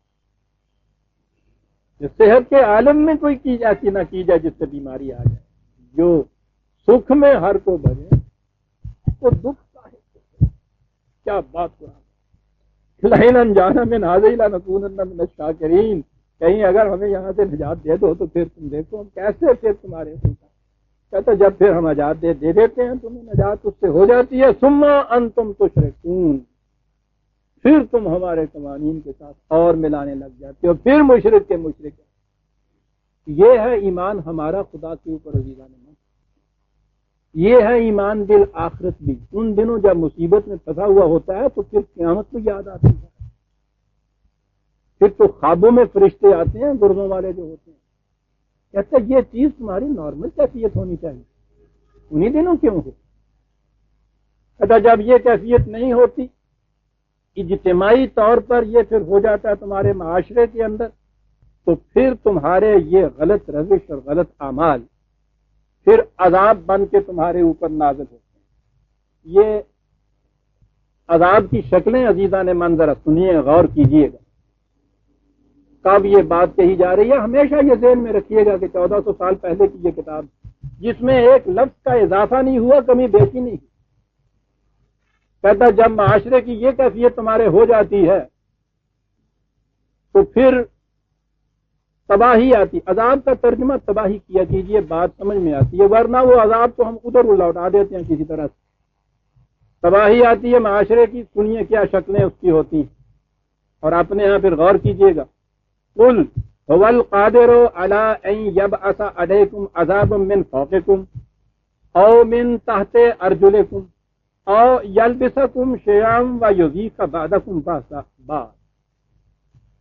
کہتا کیفیت پھر یہ ہوتی ہے، تباہی کی شکلیں یوں ہوتی ہیں۔ اس سے پہلے یا عام ترجمے کے اعتبار سے یہ جو آیتیں تھیں بات سمجھ میں نہیں آتی تھی، کہ خدا اوپر سے تمہیں عذاب بھیج دے یا نیچے سے عذاب بھیج دے، تو پھر عجیب عجیب اس کی توجیہات ہوتی تھی، اوپر سے عذاب پھر نیچے سے عذاب۔ آپ غور کیجئے قرآن کتنا بڑا سوشیالوجی کا مسئلہ کہتا ہے عذاب کی شکلیں یوں ہوتی ہیں کہ کبھی تو یہ ہوتا ہے کہ ماسز بالکل ٹھیک ہوتی، یہ اوپر کے کچھ لوگ جو ہیں وہ اتنے غلط کار ہو جاتے ہیں کہ وہ مسلط ہو جاتے ہیں نیچے والوں کے اوپر، وہ ان کا استبداد خود ایک شکنجہ بن جاتا ہے اور اس شکل میں عذاب تمہارے اوپر آتا ہے۔ یہ بھی ایک شکل ہوتی ہے جب مستبد حاکم اس قسم کے آ جائیں کہ وہ نیچے والوں کو ہلنے نہ دیں، ان کے اوپر ایک شکنجہ فولادی بن کے بیٹھ جائیں، یہ بھی ایک عذاب ہے خدا کا، تباہی کی شکل ہے، اور یہ آج کی بات نہیں ہے، بہت پہلے زمانے کی بات ہے کہ جب حضرت، معاف رکھیے گا اگر میں التباس کروں، حضرت ہود یا حضرت صالح، ان سے کہا گیا کہ جاؤ اس قوم کو درست کرو، تو انہوں نے کہا کہ اس قوم کو کیسے درست کروں، سینہ تمام داغ داغ تمبا کو جانے ہم، یہ تو آبے کا آوا بگڑا ہوا ہے یہاں، ان کی اصلاح کی شکل کیسے ہوگی؟ تو قرآن نے کہا ہے کہ نہیں، کوئی بات گھبرانے کی نہیں ہے، یہ سارے کے سارے بگڑے ہوئے نہیں، یہ جو ان کا دارالسلطنت ہے نا، اس میں تسعۃ راحتن ہے، وہ 9 ہیں جو غادری بدماش وہاں بیٹھے ہوئے، وہ ہیں ساری تاریں ہلا رہے ہیں، ان کا علاج کر دو معاشرے کا علاج ہو جائے گا۔ عجیب چیز ہے جو کہہ گیا تھا۔ ایک شکل تو یہ ہوتی کہ اوپر اس قسم کے کوئی 8-9 بیٹھے ہوئے ہوتے ہیں اور وہ پھر چلاتے ہیں سارے معاشرے، یہ ایک عذاب کی شکل۔ سنورنے کی شکل، وہ اوپر والے جو اتنے سے ہیں ان کو تم سنوار لیجیے، بیشتر تو یہی علاج ہو جاتا ہے عزیزان من۔ عوام تو عام طور پہ ان کے نقشے قدم پہ چلنے والے ہوتے ہیں، ایک تبدیلی اپنے اندر اوپر والا کر لے، جسے کہتے ہیں آسٹیرٹی صاحب، صفائی شعری سے رہیے، سادگی سے رہیے، دیے جائیے لیکچر، کیے جائیے واز، کچھ نہیں ہوتا۔ کیوں نہیں ہوتا؟ یہ کہنے والا تو خود ملبوس ہوتا ہے، اس وقت 2000 روپے کا سر سے پاؤں تک لباس اس کا ہوتا ہے، یہ ایک دن ملیشیا پہن کے باہر آ جائے، آپ دیکھیے ساری قوم ملیشیا پہنے لگ جائے گی۔ ایک دیانت دار افسر اوپر کہیں آ جائے، آپ دیکھیں گے کہ پورے دفتر کا نقشہ بدل جاتا ہے۔ ایک افسر پنکچول ہو جائے کہیں اوپر، وقت کے اوپر آنے والا دفتر میں، آپ دیکھیے گا نیچے چپراسی تک وقت کے اوپر آ جاتے ہیں۔ ایک شکل تو یہ ہے کے ساتھ رہت جو کہا، کوئی بات نہیں ہے، یہ اوپر بیٹھے ہوئے ہیں، یہ 8-9 ہیں سارے، ان کو ٹھیک کر لیجئے، بالکل ٹھیک ہو جائے گا۔ ایک شکل تو یہ ہے کہ اوپر جب یہ خراب ہوتا ہے تو پھر عذاب ہوتا ہے۔ کہتا ہے اس کا اگلا درجہ یہ ہوتا ہے من تحت ارجلک، جب یہ عوام اتنے تنگ ہو جاتے ہیں وہ انارکی پیدا کر دیتے ہیں، لا لیسنس پیدا ہو جاتی ہے، لا قانونیت پیدا ہو جاتی ہے معاشرے کے اندر۔ عذاب کی دوسری شکل یہ ہے، آج ہمارے دور میں تو دنیا کی تاریخیں یہ بتا رہی ہیں کہ جب بھی اس مقام کے اوپر لایا گیا عوام کو کہ جہاں جسے کہتے ہیں راستہ آگے جانے کا کوئی نظر نہ آیا، بلائنڈ ایلی آ گئی، وہاں ابھرے اور انہوں نے قانون کو اپنے ہاتھ میں لے لیا۔ پھر اس کے بعد عذاب جس شکل میں آتا ہے اس کے لیے دور جانے کی ضرورت نہیں، کل ہمارے سامنے مشرقی پاکستان میں یہ ایک شکل خدا کے عذاب کی یہ۔ تیسری شکل اور ہے، وَيَلْبِسَكُمْ شَيْئًا، معاشرے میں پارٹیاں مختلف بن جائیں، ہر پارٹی کے اوپر وہی جو 8-9-10 گنائے تھے انہوں نے اس قسم کے، وہ ایک ایک پارٹی کا لیڈر بن جائے، عوام کو بھی بانٹ لیا، اوپر والے بھی بٹ گئے۔ اب کہا کہ یا یہ شکل پیدا ہو جاتی ہے کہ پھر اس قسم کی پارٹیاں بن جاتی ہیں، ایک ایک لیڈر اپنی اپنی پارٹی کو لے لیتا ہے، وَيَزِيغَ بَعْضُكُمْ بَعْضًا، بعد اور وہ آپس میں ٹکرانے شروع ہو جاتے ہیں۔ یہ جو آپس میں پھر پارٹیاں ٹکراتی ہیں، کہا عذاب کی یہ ایک شکل کی۔ یہ جو چیز ہے یہ قوموں کی تباہی کا موجب ہوتی ہے۔ تو بڑی ایک مشہور چیز تصوف میں ہم لوگوں کو یہ پڑھایا کرتے تھے، کبھی کبھی کام آ جاتا چھوٹا پیسہ، کہ حضرت نوح علیہ السلام جب وہ کشتی میں بیٹھ کے سیلاب آ گیا، اپنے ساتھی جو تھے ان کو لے لیا، وہ وہاں کشتی میں محفوظ جا رہے تھے، بڑے خوش تھے، کہ ہم محفوظ رہے اور یہ سارے مخالفین کفار جو ہے یہ اب ان کی تباہی آئی مرے. تو انہوں نے دیکھا کہ یہ جو تھے انہوں نے ایک ایک مٹکا لیا اور وہ مٹکے کے اوپر پانی میں ڈھل گئے. تو حضرت نوح نے کہا، یعنی یہ سمجھانے کی بات ہے، حضرت نوح نے کہا اللہ میاں سے کہ یہ مجھے اتنا وقت سے پہلے کہہ رہا تھا کشتی بناؤ، یہ کچھ میں نے کیا، اس کشتی میں اپنوں کو لے کے آیا، اتنا لمبا تردد کیا، جب یہ 4 آدمی محفوظ ہوئے اور یہ کفار جن کے متعلق تو نے کہا تھا کہ یہ سب گھر کو ہو جائیں گے، وہ ایک ایک مٹکا لے کے چلے آ رہے ہیں اور محفوظ ہے، یہ کیا ہوا؟ تو اللہ میاں نے کہا ذرا ٹھہر جو ابھی معلوم ہے. تو یہ چلے جا رہے تھے تو اللہ میاں نے ایک تیز جھکڑ چلایا، ہوا چلائی اور مٹکے آپس میں ٹکرائے جناب، ڈا اور وہ مٹکے سارے ٹوٹے اور یہ گئے گڑم. یہ پارٹیاں مٹکوں کے اوپر تیرنے والی ہوتی ہیں. وہ کہتا ہے وَيُذِيقَ بَعْضَكُمْ بَأْسَ بَعْضٍ، پھر یہ آپس میں ٹکراتی ہیں، یہ مٹکے ٹوٹتے ہیں اور اس طرح سے قوم ڈوب جاتی ہے. کیا نقشے ہیں صاحب. کبھی عوام درست ٹھیک ہوتے ہیں، سالڈ ہوتے ہیں، اوپر کے 4 آدمی جو ہیں وہ بیڑا کرتے ہیں. کبھی نیچے والے تنگ آ جاتے ہیں تو قانون کو اپنے ہاتھ میں دے کے فوضویت شروع ہو جاتی ہے، لا قانونیت انار کی شروع ہو جاتی ہے، اس میں تباہیاں آتی ہیں. کبھی پوری کی پوری قوم اس طرح پارٹیوں میں بڑھ جاتی ہیں، پارٹیاں ایک دوسرے کے ساتھ ٹکراتی ہیں، قوم اس طرح تباہ ہوتی ہیں. انظر کیف نصرف الآیات لعلہم یفقہون. تو دیکھو ہم کس طرح سے بات جو سمجھانی ہے کس طرح لوٹا لوٹا کے مختلف مثالوں سے تمہیں بات ہم سمجھاتے ہیں تاکہ کسی طرح تو بات تمہاری سمجھ میں آ جائے. اور جو اس پر بھی وہ نہ سمجھے تو اس بدھ سے خدا سمجھے. کتنا مشفق ہے یہ استاد، ایک انداز سے بات سمجھ میں نہیں آتی پھر دوسرے انداز سے سمجھاتا ہے، تیسری مثال دے کے سمجھاتا ہے، لوٹا لوٹا کے لاتا ہے ان چیز کو لعلہم یفقہون، تاکہ تمہاری بات سمجھ میں آئے. کہتا ہم تو اس انداز سے یہ سب کچھ سمجھاتے ہیں وَكَذَّبَ بِهِ قَوْمُكَ وَهُوَ الْحَقُّ. اتنی بڑی حقیقت ہے ثابت ہے، یوں ہم سمجھا رہے ہیں، ان کی کیفیت یہ ہے، اس کے باوجود اس کی تکذیب کیے جا رہے ہیں کہ نہیں جی کچھ نہیں بگڑ. کے بعد کہا قُل لَسْتُ عَلَيْكُمْ بِوَكِيلٍ، ان سے کہہ دو کہ پھر میں تمہارے اوپر کوئی داروغہ تو مقرر ہوا نہیں، میرا کام تو یہ ہے تمہیں بتاتا چلا جاؤں، تو زبردستی تو تمہیں میں محفوظ رکھنے سے رہا، یہ میرا کام نہیں ہے. یفقہون، بات تو تمہارے اپنے سمجھنے کی ہے، میں یہ نہیں کرتا. اب یہ سوال پیدا ہوا کہ صاحب یہ سارا کچھ ہو رہا ہے، وہ تباہی آتی کیوں نہیں؟ آپ کو یاد ہوگا یہ چیز بہت کئی مرتبہ یہ چیز سامنے آ گئی. اصول جو ہے کہ عمل اور اس کے نتیجے کے محسوس طور پہ سامنے آنے میں ایک وقفہ ہوتا ہے جس سے مہلت کا وقفہ کہا جاتا ہے، اور یہ بڑی چیز ہے، اس کی رحمت ہے. حقیقت میں قرآن نے کہا ہے کہ اگر ہم ہر بدعملی کے اوپر انسانوں کو یوں پکڑ لیتے تو کوئی انسان باقی نہ رہتا. بویا جاتا ہے دانا، اس کے دانے کے بونے اور فصل کے پکنے کے درمیان ایک وقت ہوتا ہے. اس دوران میں بھی اگر وہ قوم اپنے آپ کو سنبھال لیتی ہے، غلط روش کو چھوڑ دیتی ہے، تو وہ قرآن کہتا ہے کہ حسنات جو ہیں سیئات کو بہا کے لے جاتی ہیں. اگر وہ زیادہ اچھے کام کرنے لگ جاتی ہیں تو ان کی غلط کوششوں کے تباہ کن نتائج جو ہیں وہ مٹ جاتے ہیں. یہ ہوتا ہے درمیانی عرصہ. اور وہ کہتا ہے کہ اسی سے یہ لوگ غلط فائدہ اٹھاتے ہیں، یا یہ کہتے ہیں کہ نہیں صاحب بات کیا ہوئی ہے. کہتا ہے کہ صاحب معاشرے میں جب بددیانتی عام ہو جائے تو معاشرہ تباہ ہو جاتا ہے، وہ سارے پنپ رہے ہیں، موج ہو رہی ہے، وہ تو دن بدن پھولتے پھلتے چلے جا رہے ہیں. کہتا یہ چیز ہے جہاں سے یہ غلطی ان کی ہوتی ہے.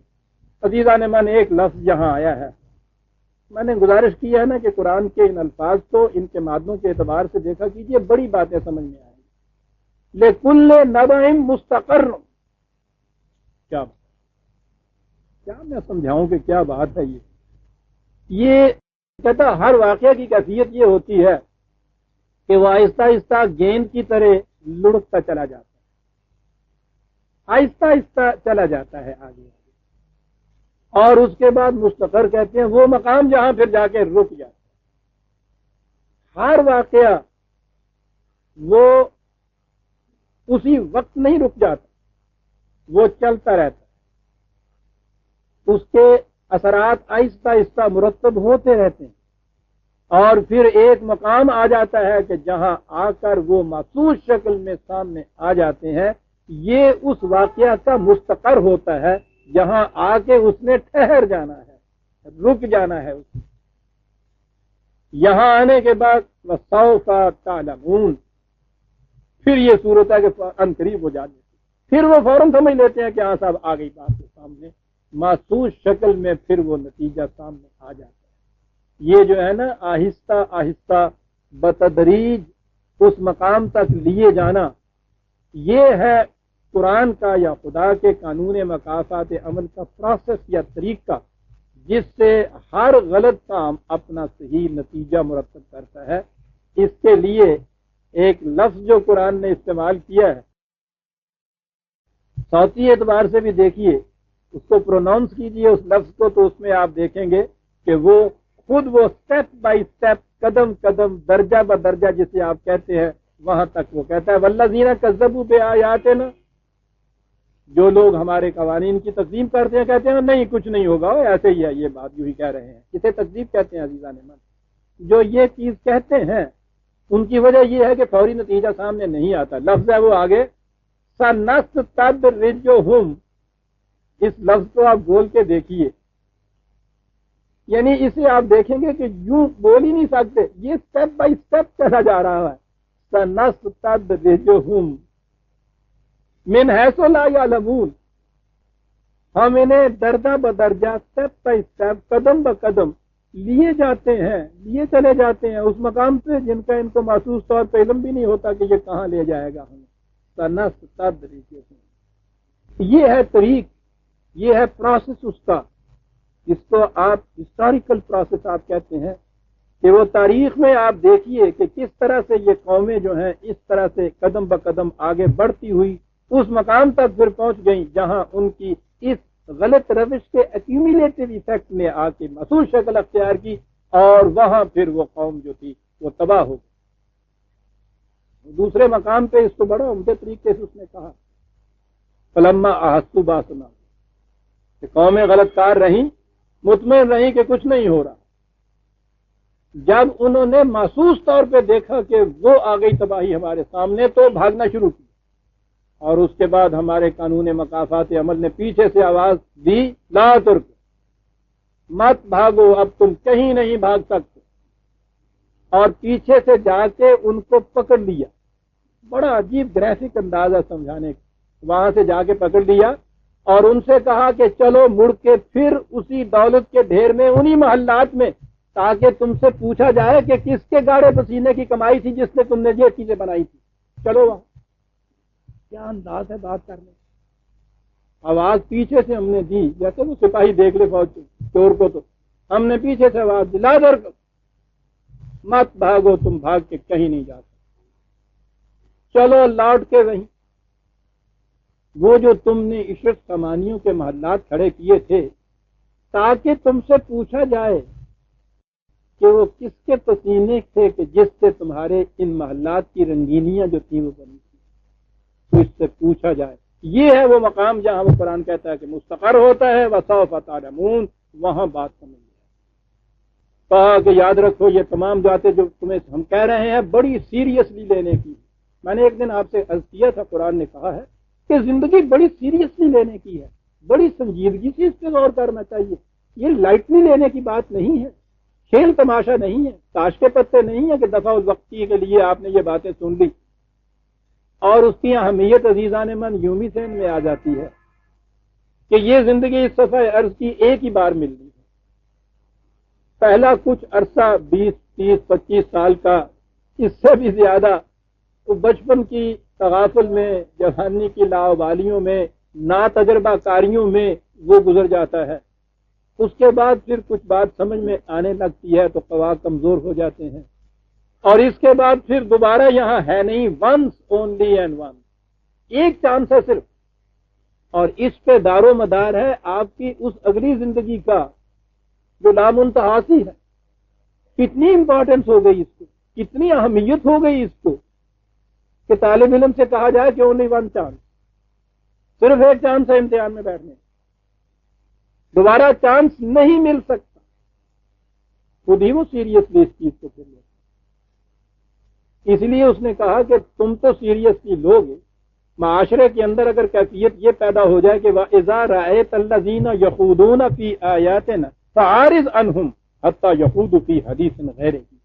آج کل یہ بات ہماری سمجھ میں آ جاتی ہے اسی طرح، یہ کافی ہاؤس، یہ ٹی ہاؤسز، یعنی وہ آپ دیکھتے ہیں کافی ہاؤس یا ٹی ہاؤس جب کہتے ہیں نا، اس کے آپ ذہن میں مانے نہیں آتے کہ وہاں چائے پی جاتی ہے یا کافی پی جاتی ہے، وہاں مذاق اڑایا جاتا ہے، ہر سیریس بات کا مذاق اڑایا جاتا ہے۔ قرآن کہتا ہے کہ اگر کہیں ایسا اتفاق ہو جائے، تم کسی ایسی محفل میں پھنس جاؤ کہ جہاں زندگی کے مسائل کے متعلق مذاق کیا جا رہا ہو، سیریسلی نہ لیا جا رہا، کہا کہ وہاں سے چلے اٹھا، وہاں ان کے اندر نہ بیٹھو، غیر شعوری طور پہ تم پہ بھی اثر ہو جائے گا، تاکہ وہ پھر کوئی دوسری بات نہ شروع کریں جس کو سیریسلی وہ ڈسکس کر رہے ہوں، مت وہاں جاؤ۔ وَإِمَّا يُنْسِيَنَّكَ الشَّيْطَانُ فَلَا تَقْعُدْ بَعْدَ الذِّكْرَىٰ مَعَ الْقَوْمِ الظَّالِمِينَ۔ اور اگر ایسا ہو کہیں کہ تم جذب ہوئے باتوں میں کچھ محو ہو گئے ہو، قرآن اس کو شیطان کہتا ہے کہ وہ تمہیں بھلا دے اس بات کو، تو جس وقت بھی یہ بات یاد آئے اسی وقت اٹھ کے کھڑے چلے آؤ وہاں، اس سے کہو کہ نہیں صاحب، یعنی یہ ایسی باتیں نہیں کہیں کہ وہ کوئی جھوٹ بول رہے ہوں، جرائم کی سازشیں کر رہے ہوں، کوئی شراب پی رہے ہوں، کوئی جوا کھیل رہے ہوں، نہیں، اس قسم کی باتیں کر رہے ہوں جو زندگی کے اہم مسائل کے متعلق لائٹلی ہوتی ہیں، یوں ہی ان کا مذاق اڑایا جا رہا ہو، استہزاء ہو، اس کو لائٹلی لے رہے ہوں، اس کے متعلق کہا جا رہا ہے مت بیٹھو با، جب بھی یہ یاد آ جائے اسی وقت اٹھ کے چلے آؤ۔ قوم الظالمین کہا ہے اس لیے کہ انہوں نے زندگی کو جو مقام دیا جانا تھا، اس نے وہ زندگی کے مسائل کو مقام نہیں دیا، انہوں نے، ظالم اس کو کہتے ہیں کہ وہ مقام نہ دے۔ یاد رکھو وَمَا لِلَّذِينَ يَتَّقُونَ مِنْ حِسَابِهِمْ مِنْ شَيْءٍ وَلَٰكِنْ ذِكْرَىٰ لَعَلَّهُمْ يَتَّقُونَ۔ یہ جو کچھ کرتے ہیں اس کا حساب تم سے نہیں پوچھا جائے گا، لیکن تمہیں ہم اس لیے یہ بات بتاتے ہیں کہ تم تو ان نگہداشت کرو نا ان چیزوں کی جو تم سے زندگی کے مسائل کے متعلق بیان کی جا رہی ہیں۔ ٹھیک ہے، تم یہ کہہ دو گے کہ صاحب وہ باتیں کرتے ہیں، مجھے کیا، میں تو نہیں کر رہا، اس لیے تم سے کہا جا رہا ہے ٹھیک ہے، ان کی ذمہ داری تم پہ نہیں ہے، لیکن اس کا اثر غیر شعوری طور پر ہو سکتا ہے۔ تقوی کا تقاضا یہی ہے کہ تم بچ کے چلو۔ یہاں لفظ تقوی آیا ہے، بڑی عجیب چیز ہے عزیز، یہ عرب اس لفظ کو استعمال کیا کرتے تھے۔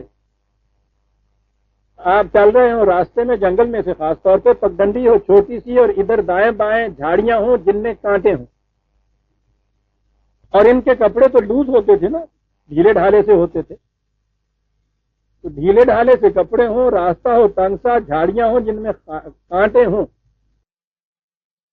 کہا کہ تم اس راستے سے کیسے گزرتے ہو؟ تو انہوں نے کہا کہ جی وہ جھاڑیوں سے، کانٹوں سے بچ کر، ادھر سے سمٹ کے، ادھر سے سمٹ کے، ادھر سے سمٹ کے، بچتے بچاتے ہوئے ان کانٹوں سے گزرتے ہیں۔ کہا اسے تقویٰ کہا جاتا ہے۔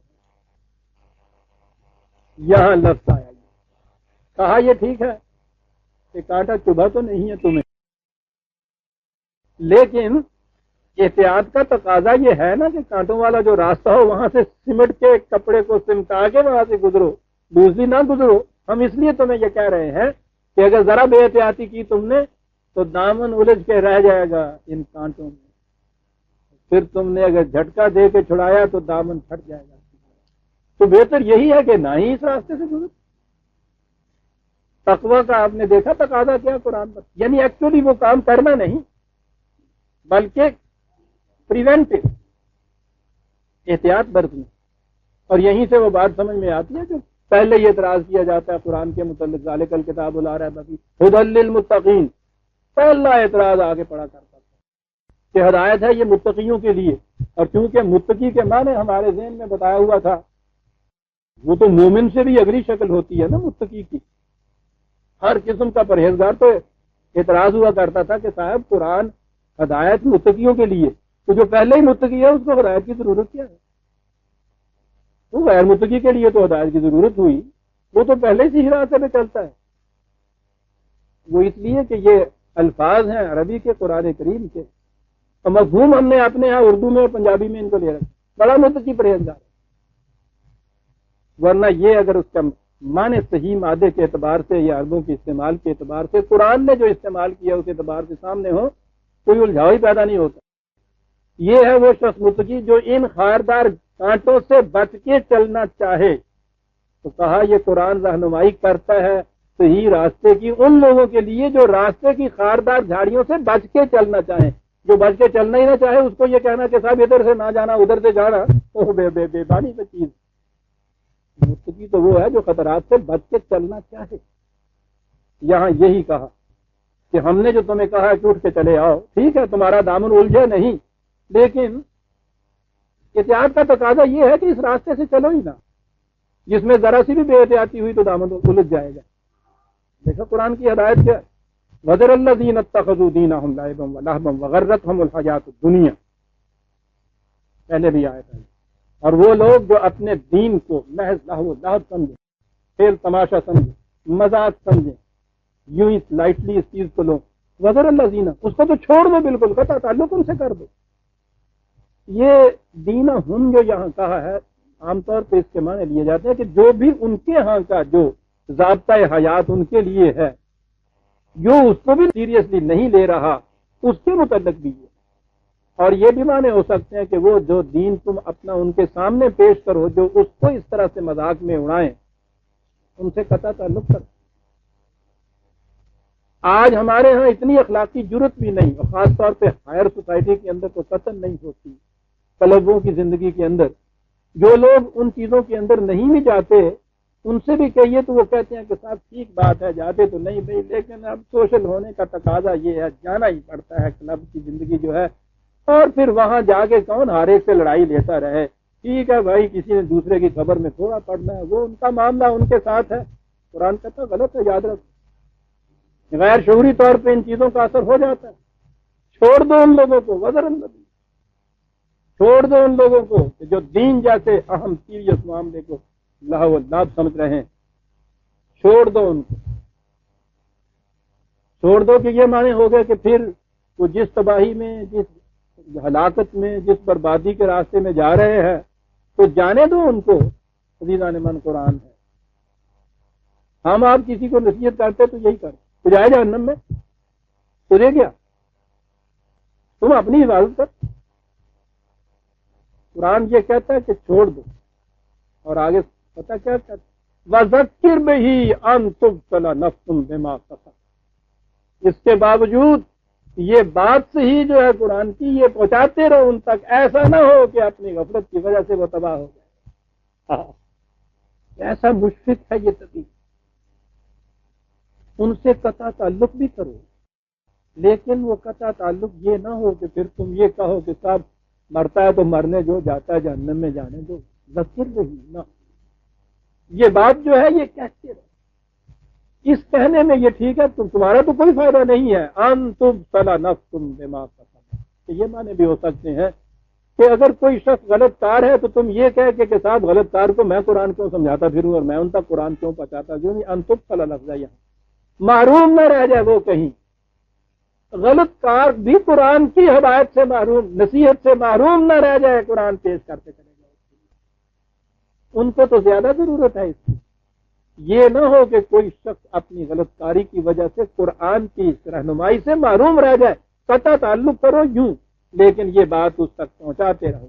لیس لہا من دون اللہ ولی ولا شفیع، یاد رکھو یہ معاملہ ایسا ہے غلط کام کے نتیجے کا انہیں پتہ نہیں ہے، ورنہ جب وہ نتیجہ سامنے آئے گا کوئی دوست ان کا نہیں ہوگا، کوئی ساتھ کھڑے ہونے والا نہیں ہوگا۔ وَإِن تَعْدِلْ كُلَّ عَدْلٍ لَا يُؤْخَذْ مِنْهَا، اگر یہ چاہیں گے کہ کتنا ہی رشوت دے کے اس سے چھٹکارا حاصل کر لیں، کفارہ دے کے اس سے چھوٹ جائیں، نہیں ہو سکے گا۔ معاملہ ایسا ہے، اس لیے قطع تعلق تو ان سے کرو، لیکن یہ بات ان کو سمجھاتے چلے جائے۔ اولئک الذین ابسلوا بما کسبوا، یہ وہ لوگ ہیں کہ جن کو یوں سمجھانے والا کوئی نہیں تھا، اپنے راستے غلط پہ چلتے گئے، انجام تک پہنچ گئے، محروم رہ گئے زندگی کی ساری خوشگواریوں سے۔ لہم شراب من حمیم و عذاب علیم بما کانوا یکفرون، جن باتوں سے انکار کیا تھا، سرکشی برتی تھی، اس کا نتیجہ یہ ہے شراب من حمیم۔ قرآن کی اصطلاح عجیب چیز، پانی ممد حیات ہے، زندگی اس سے ملتی ہے، پودوں کی زندگی پانی کے سر کے اوپر، کسی پودے پہ کھولتا ہوا پانی ڈال دیجیے وہی پانی ہے، پانی کی ذرا کیفیت میں فرق ہوا، بجائے اس کے کہ ممد حیات ہو وہ ہلاکت آفری ہو جاتا، پودا جھلس کر آ جاتا۔ کہتا ہے بڑی گہری چیز ہے یہ کہ غلط نظام ہو اگر معاشرے کا تو وہی چیزیں جو عام حالات میں ممد حیات ہوتی ہیں، پانی جیسی چیز جس پہ زندگی کا دار و مدار ہے، وہ سمجھ لیجئے کہ کھولتا ہوا پانی بن جاتا ہے، جو پیے گا انتڑیاں گل جائیں گی، پودوں پہ ڈالو گے وہ جل کے رہ جائیں گے۔ غلط نظام معاشرہ میں سامان زیست کی فراوانیاں تباہی کا موجب بن جاتی، شراب من کھولتے ہوئے پانی۔ ہم نے تو بہرحال، میں نہیں کسی کو الزام دیا کرتا، وہ دور ایسا تھا لوگ آگے بات سمجھ نہیں سکتے تھے، جہنم میں ہم نے سب چیز بتائی۔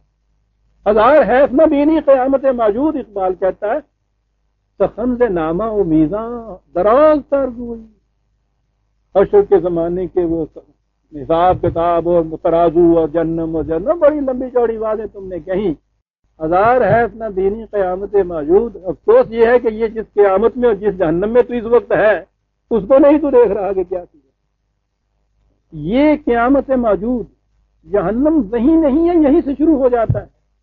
کیا ہے یہ شراب حمیم؟ کیا انداز ہے قرآن کا بات کرنے کا؟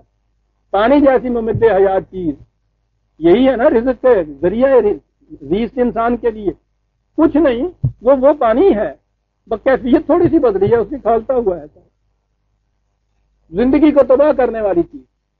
یہ جو آپ کے یہاں اسٹیرالائز کرتا ہے ڈاکٹر آپ کے ہاں کی سوئی کو، کیا کرتا ہے وہ زندگی، وہ جراثیم کہ جو آنکھوں سے نظر بھی نہیں آتے، وہ اتنے کھولتے ہوئے پانی میں اس کو ڈالتا ہے کہ وہ بھی تلف ہو جاتے ہیں صاحب، زندگی کا نام و نشان مٹ جاتا ہے کھولتے ہوئے پانی سے، وہی پانی کے جو ممد حیات۔ وَخَلَقْنَا مِنَ الْمَاءِ كُلَّ شَيْءٍ حَيٍّ، قرآن کہتا ہے پانی سے ہی ہر شے کی زندگی، اور اسی پانی کے اندر یہ کیفیت تھوڑی سی بدل دی جائے تو وہی پانی جو ہے وہ تمہارے لیے ہلاکت کا موجب۔ غلط معاشرے میں کہتا ہے اتنا ہی کچھ ہوتا ہے، رزق حلال اور رزق حرام میں فرق کیا ہے؟ محنت کر کے شام کو پیسے چار کماؤ اور گھی لے آؤ، جیب کاٹ کے کسی کی روپے چار لاؤ اور گھی لے آؤ، اس گھی کو دنیا کی کسی لیبارٹری میں بھیج دیجئے، دونوں گھی ایک جیسے سمجھ آئے، طبی طور پہ دونوں کا ایک اثر ہوگا، کچھ فرق نہیں ان کے اندر۔ ٹھیک ہے، کھائیے، صحت بھی بن جائے گی، پہلوان بھی آپ ہو جائیں گے۔ یہ کہاں ہے یہ فرق، یہ جسے رزق حلال اور رزق حرام کہا گیا ہے، فرق کہاں ہوتا ہے؟ بس محسوسات میں بات کو سمجھا سکتا ہے نا، تو کہتا ہے بتاؤ تو صحیح، یہ پانی جو ممد حیات تھا یہ موجب ہلاکت کیوں بن گیا؟ تھوڑی سی اس کے اندر کیفیت میں فرق آ گیا، تھوڑا، بس اتنی سی بات ہی ہوتی ہے۔